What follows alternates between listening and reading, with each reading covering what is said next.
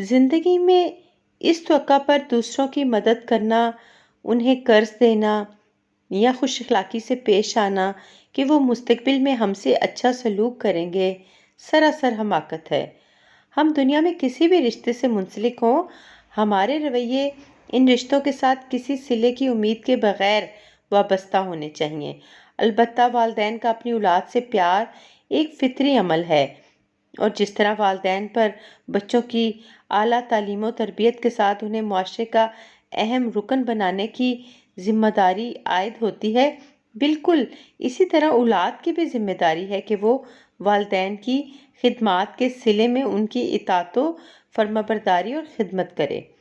جب یہی اولاد اپنے بال بچوں اور گھر گھرستی میں گم ہو کر اپنے فرائض سے کوتاہی برتتی ہے تو اپنا تن من دھن اولاد کی خاطر وار دینے والے والدین سخت افسردہ نا امید ہوتے ہیں۔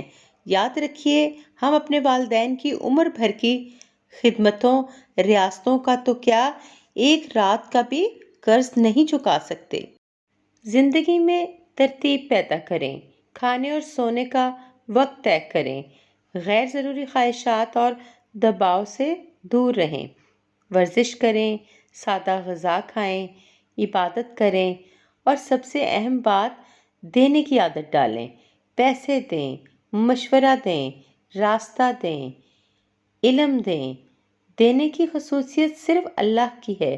جب آپ دینے کی عادت ڈالتے ہیں تو آپ کی نسبت رحمان سے جڑ جاتی ہے، پھر آپ کبھی پریشان نہیں ہوتے، ڈپریشن کا شکار نہیں ہوتے۔